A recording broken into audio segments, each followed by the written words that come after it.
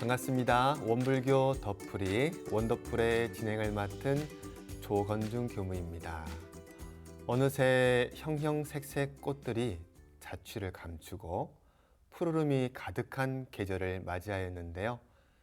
하루하루 시간이 지나고 우리의 삶이 그냥 흘러가는 것처럼 보이지만 자세히 들여다보면 수많은 은혜 속에 살고 있다는 걸 알 수 있습니다.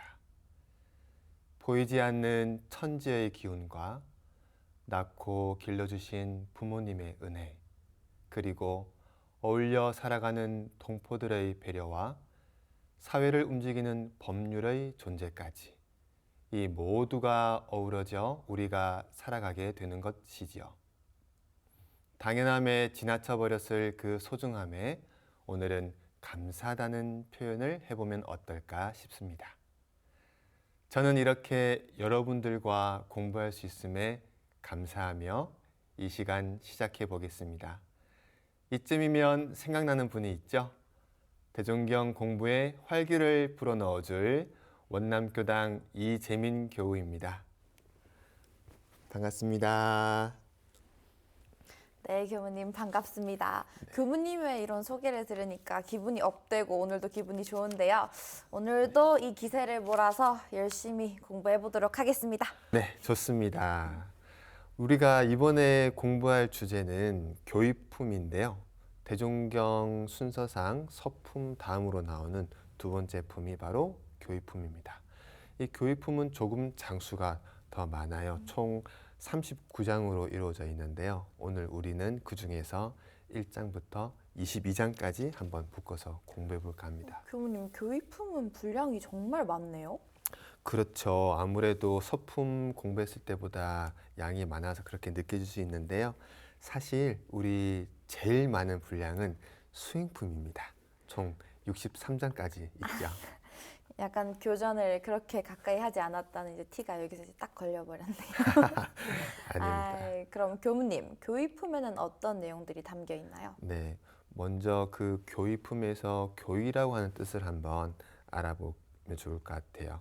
교자는 가르칠 교자, 의는 뜻 의자. 그래서 대웅사님께서 우리에게 가르치시고자 하는 그 뜻이 무엇인가를 바로 이 교의품에 잘 녹아 있다고 보시면 될 것 같습니다. 대웅사님께서 우리에게 가르치시고자 하는 뜻, 대웅사님께서 우리에게 가르치시고자 하는 그 내용, 그 핵심이 여기 담겨 있는 거죠. 그러면 우리 재민 교우가 한번 내가 대종사님이다, 내가 대종사님 앞에 계신다 생각하고 대종사님께서 우리에게 가르쳐 주시고 싶은 그 뜻, 그 핵심되는 내용, 그게 무엇이라고 혹시 생각하실까요? 이번 질문은 좀 더 심오해서 어려운데요. 네. 머릿속에 뭔가 둥둥 단어들은 떠다니는데 뭐라고 딱 집어 말하기는 좀 힘든 것 같아요. 맞습니다. 아무래도 쉽지 않을 것 같아요. 저도 질문을 던졌지만 쉽지 않을 것 같아요. 그렇지만 제가 그걸 한 문장으로 이야기를 해본다고 하면 네. 이론상입니다. 교수님 생각보다 너무 간단하게 대답하셔서 저도 좀 당황스럽네요. 그건 저도 대답할 수 있었을 것 같은데. 네. 네. 이론상 한 줄이지만 그걸 쭉 이제 설명을 하자면 교의품 전체에 담겨 있는 내용이 되겠죠. 우리가 한번 교의품 1장부터 정리해 보면서 그 내용을 한번 알아가 보면 좋을 것 같습니다. 네. 처음 1장은 원불교 교법의 주체와 그에 따른 공부 방법에 대한 이야기를 말씀해 주셨습니다. 불가, 유가, 선가 이렇게 우리 대표적인 동양의 3종교가 있는데요. 여기서 다루는 각각의 수양, 연구, 취사의 이 방법들을 하나에 통합해서 영육상전과 이사병해의 공부법으로 제시주셨다 하는 이 내용이 나와 있습니다. 그럼 그 세 종교가 각자 수양을 하는 종교, 연구를 하는 종교, 취사를 하는 종교로 나뉘어져 있는데 그걸 원불교가 다 합쳐버렸다는 말씀인가요? 네, 그렇게 볼 수도 있겠고요. 앞서 대종사님께서 깨달으신 그 내용, 가르치시고자 하는 그 내용이 이론상이다라고 이렇게 얘기를 했는데 그 내용은 과거의 부처님도 모든 성인들도 다 똑같은 깨달음을 얻으시고 그걸 가르치시려고 하셨을 거예요. 다만 몇천 년 전이라고 하는 그 시대의 시대성과 그리고 그 가르치심을 펼치셨던 그 장소의 특성이 있다 보니까 그 가르침이 한편만 부각되어 왔던 점이 있는 것이죠. 그래서 대종사님께서 오신 이 시대는 새로운 시대, 그리고 모든 것들이 다 통합되고 융합되는 시대이기 때문에 전 인류가 어떤 한 지역에 국한된 사람이 아니라 모든 인류가 다 배워야 하고 배울 수 있는 그 공부 방법을 통합적으로 알려주셨다. 이렇게 생각하는 것이 더 맞을 것 같습니다. 그런데 교무님, 영육상전 이사병행이 너무 어려운데요. 이 뜻은 뭔가요? 사실 한자만 이렇게 들어서는 뭔지 감이 안 잡혀서요. 네, 아무래도 또 한자가 또 네. 등장하면 항상 어려움이 시작돼요. 네. 영육상전은 쉽게 얘기해서 영혼과 육신, 영육이 함께 쌍전, 함께 닦아 나간다. 그리고 이사병행은 어떠한 이치와 그리고 사라는 것은 우리의 삶, 이치와 삶, 공부와 이 실생활을 함께 병행해 나아간다라는 이런 의미로 생각하시면 좋겠는데요. 육신의 건강도 중요하고 정신의 건강도 중요하고 정신의 건강도 중요하지만 육신의 건강도 중요하고 또 이 마음 공부하는 것도 중요하지만 결국 실생활에서의 우리가 해결해야 할 많은 그런 고민들이 또 중요하고 그런 많은 고민들을 해결하는 것이 또한 이 마음 공부를 잘하는 것에 포함이 되고 그래서 영육상전 이사병행 이렇게 생각하시면 좋을 것 같아요. 교무님, 너무 욕심쟁이 아닌가요? 둘 다 결국 잘해야 되는 거잖아요. 네. 멀티플레이어가 돼야 된다는 것 같은데 맞나요? 크게 다르지는 않는 것 같아요. 하지만 보통 우리가 일상에서 멀티라는 이런 이야기를 쓸 때에는 이것도 잘하고 저것도 잘하고 또 저것도 잘하고 그렇게 해서 모든 것들을 다 잘해야 되는 어떤 양적으로 다 잘해야 된다는 그런 측면이 좀 부여된다고 하면 이 영육상전과 이사병행은 이 진리가 가지고 있는 모든 것의 이 속성을 가지고 어느 한쪽에만 치우쳐지거나 어느 한쪽에 편향되지 않게 균형적인 의미를 좀 더 드러내는 모습이라고 볼 수 있겠습니다. 두루두루 균형 있게 한다는 것이 중요하면서 근데 좀 더 어려운 것 같거든요, 사실. 네. 그럼 다음 장은 어떤 내용인지 이어서 설명해 주세요. 네. 이 장은 천하의 큰 도란 무엇이냐라는 말씀을 가지고 이론의 종지와 그리고 사은사요, 사막팔조에 대한 이야기가 등장합니다. 여기서 종지라고 하는 것은 가장 으뜸이 되는 가르침, 대웅사님께서 우리에게 전하시고자 하신 그 가르침의 핵심, 그것을 이야기하는 것이겠죠. 앞서 제가 이론상이다 라고 했는데 대웅사님께서 이 장에서 내가 가르치는 핵심은 바로 이론상의 내용이다 라고 말씀해주고 계십니다. 그것을 조금 풀어보자면 사은사요 사막팔조인데요.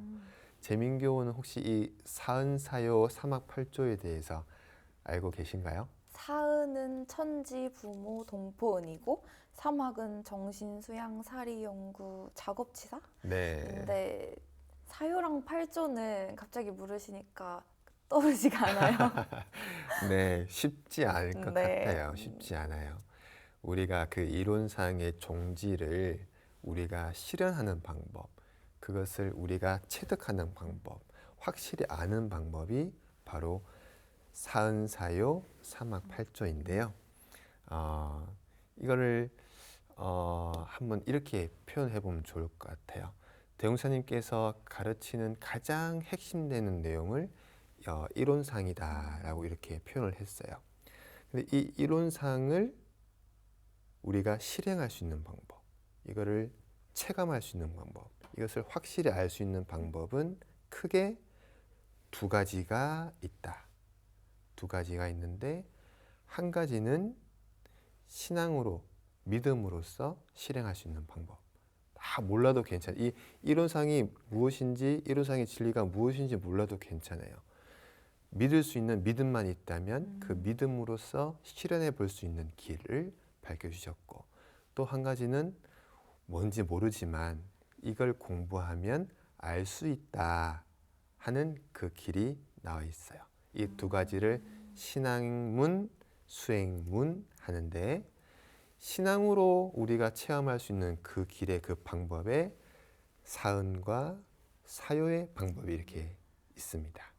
그리고 아까 수행의 방법이 있다고 했는데 이 수행, 공부를 통해서 내가 체득할 수 있는 방법, 확실히 알 수 있는 방법은 삼학, 세 가지의 공부와 또 그 삼학을 공부하는 데에 도움이 되는 네 가지의 마음, 믿음, 믿는 마음, 그리고 정성스러운 마음, 그리고 분발하는 마음, 그리고 모르는 것을 궁금해서 알아내고자 하는 의심의 마음, 그 네 가지의 마음과 공부를 방해하는 마음이 있어요. 불신하는 마음, 믿지 않는 마음, 탐욕스러운 마음, 그리고 나태하고 게으른 마음. 맨 마지막으로는 나 몰라도 괜찮아. 그냥 아까 우리가 모르는 것을 숨겨버리는 어리석은 마음. 그 8가지의 마음. 그래서 사막 8조가 이렇게 나눠져 있는 것입니다. 교무님 말씀을 듣고 나니까 이제 예전에 공부했던 게 하나 둘씩 떠오르는데요. 머릿속에 이제 저장해 두겠습니다. 네. 이 모양을 한번 잘 네. 기억해 보시고 이걸 잘 모르겠다 하면 우리 정전에 교리도를 그림으로 이렇게 그려 주셨어요. 그 교리도를 보시면 아마 더 쉽게 이해가 되실 것 같습니다. 또 자세한 설명은 뒤에 또 나올 거니까요. 오늘은 용어 정리만 이렇게 하고 넘어가는 것으로 해볼게요. 네. 그 다음으로 나올 3장부터 6장까지는 이론상에 관련한 이야기가 나옵니다. 앞서 말한 대중사님께서 가장 중요하다고 하는 이론상의 내용과 우리와의 관계가 무슨 관계가 있는 거야? 여기에 대한 이야기가 여기서 나오는 것이죠. 그래서 이 이론상의 내용을 우리가 몰라도 믿음으로써 실행할 수 있는 방법, 그 신앙에 대한 이야기가 바로 뒤어서 4장에 나오고요. 또 공부를 통해서 알 수 있는 방법, 수행에 대한 이야기가 또 5장에 나옵니다. 그리고 그 다음 마지막 6장에는 이 동그란 모양으로서의 이 이론상이 도대체 무슨 의미가 있는 것인가? 거기에 대한 이야기를 여기서 해주고 계십니다. 드디어 그 이론상이 이제 등장하기 시작했네요. 네, 맞습니다. 3, 4, 5, 6장이 모두 이론상을 주제로 이제 이야기를 하고 있는 거네요. 네. 오늘의 가장 핵심된 내용이기 때문에 우리가 이후에 이 부분은 본문 돋보기 시간에 한번 깊숙하게 살펴보는 것으로 하죠. 네, 너무 궁금하지만 잠시 뒤에 이야기를 듣는 것으로 하고 7장부터는 어떤 내용이 있는지 알려주세요. 네. 7장은 이 이론상의 진리, 이 이론의 진리에 대한 내용을 공원정이다라고 이렇게 이야기를 해주고 계시는데요. 공이라는 것은 한자로 빌공자, 원자는 둥글원, 꽉 차 있다는 의미가 맞을 것 같아요. 그리고 정이라고 하는 것은 발을정 이렇게 풀어볼 수 있겠는데요. 그러면 무엇이 이렇게 공이고 원이고 정인가? 어디 별개에 있는 것인가? 그게 아니고 우리의 마음이 공, 원, 정이란 뜻입니다. 그런데 그게 왜 우리가 알아야 되나요? 그걸 써먹기 위해서인 거죠. 예를 들어서 볼펜 이 특성이 무엇일까요? 하면 길어요, 뾰족해요, 글씨를 쓸 수 있어요.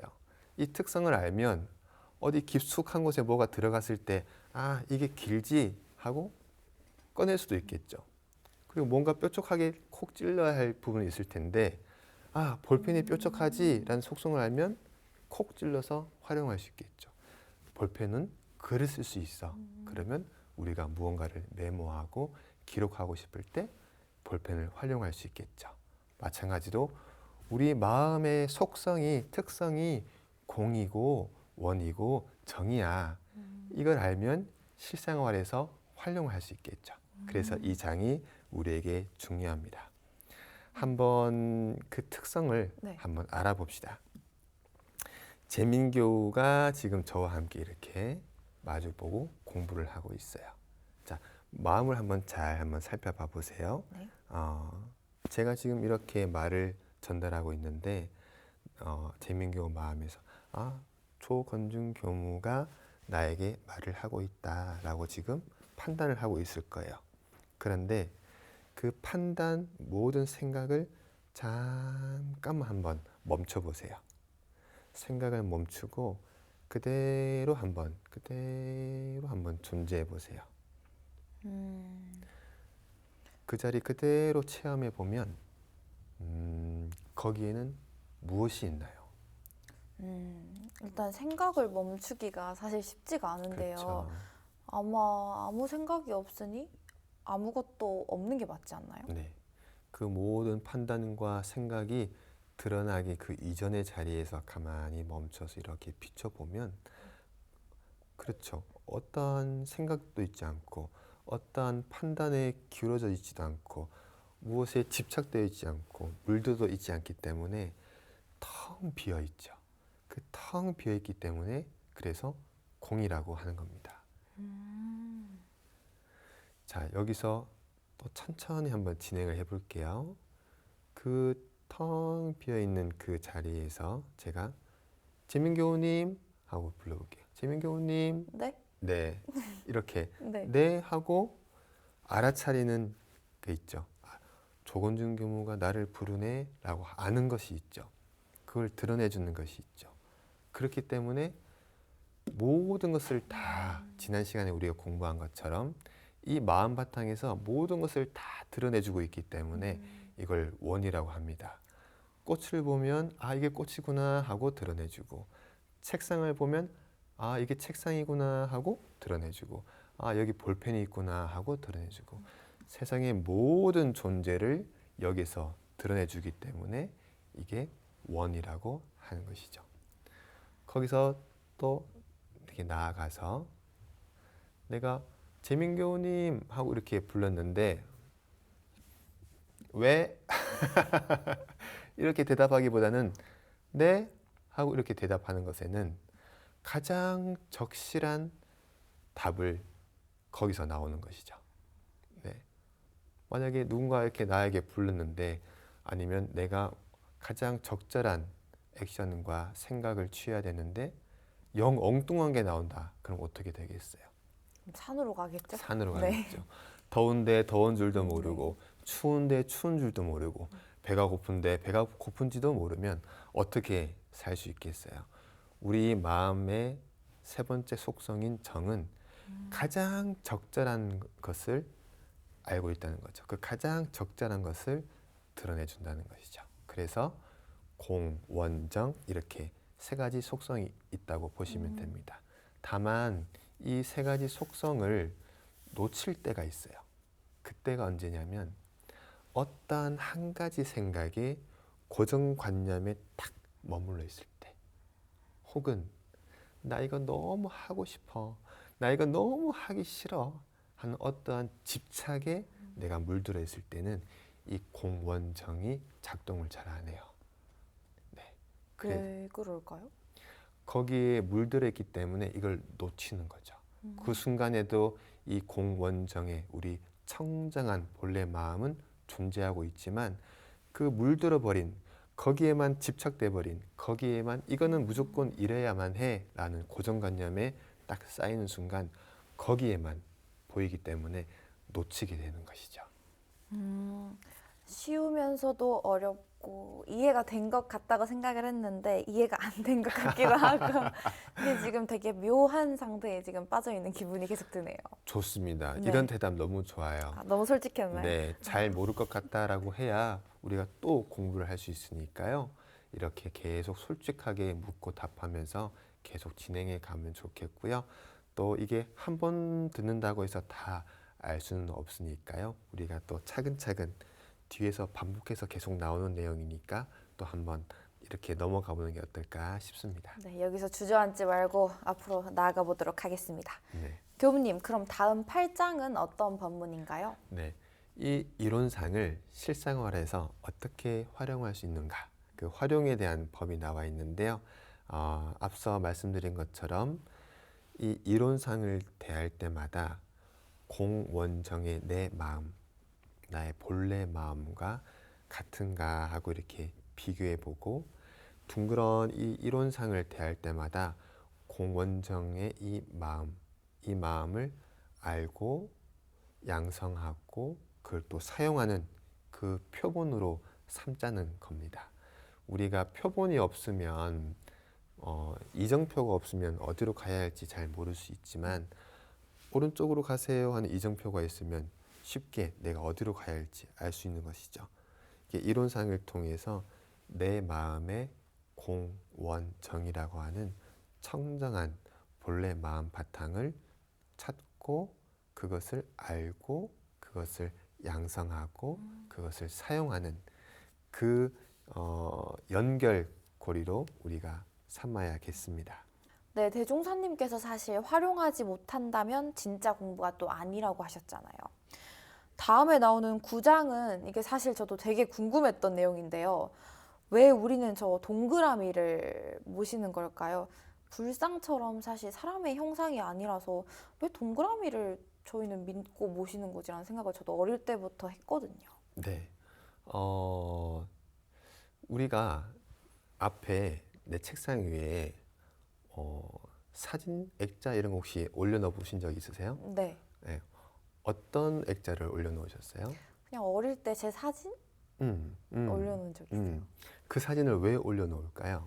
약간 추억도 회상하고 음. 좀 저 때 행복했었지 하면서 음. 되새겨보기도 하고. 맞아요. 네. 그 사진을 통해서 그때의 추억, 그때 행복했던 감정을 되새겨보기 위해서 이렇게 어릴 때 사진을 올려놓는 것처럼 그 불상을 이렇게 모셨던 이유도 다른 이유가 아니라 거기 어떤 다른 의미가 있어서가 아니라 부처님이 앞에 계시는 것 같으니까 부처님이 나한테 어떤 말씀을 하셨었지? 부처님이 나한테 어떻게 하라고 했지? 늘 되새겨 볼 수 있는 계기가 되겠죠. 그런데 이게 시간을 많이 지나오면서 그런 의미보다는 마치 그 불상에 어떤 특별한 의미가 있는 것처럼 이렇게 왜곡된 점도 있을 수도 있을 것 같아요. 대종사님께서는 그래서 어떤 그런 형체를 모시지 말고 이 우리 본래 마음이 어떻게 생겼는가 하는 그 심체를 한번 이렇게 모양으로 모시자. 그러면 이걸 책상 앞에 우리가 놓고 또는 집에 어딘가 이렇게 놓고 그걸 늘 볼 때마다 아까 어릴 때 사진을 볼 때마다 그 감정, 그 시간을 추억 되살려내는 것처럼 이 형상을 볼 때마다 내 마음이 공하고 내 마음은 원래 원하고 원래 내 마음은 정하지 청정하지 그것을 늘 되새기는 또한 거기를 통해서 이를 통해서 이걸 우리가 잘 활용하려면 신앙하고 수행하는 방법이 있지 하고 되새기기 위해서 표본으로 삼기 위해서 이론상을 모시는 것이죠. 되새기고 표본을 이제 삼기 위해서 그런 의미에서 이제 원불교에서는 또 법신불 이론상을 이제 모시고 또 신앙을 하는 거군요. 그렇죠. 이렇게 대종경을 찬찬히 보니까 대종사님께서는 또 얼마나 이렇게 세세하시고 섬세하시게 또 저희한테 알려주려고 하셨는지 알 수 있네요. 그동안 사실 제가 너무 대충 대강 읽었는 게 아닌지 그런 세세한 의미를 좀 더 알아볼 필요가 있었던 게 아닌지라는 반성을 또 하게 됩니다. 네.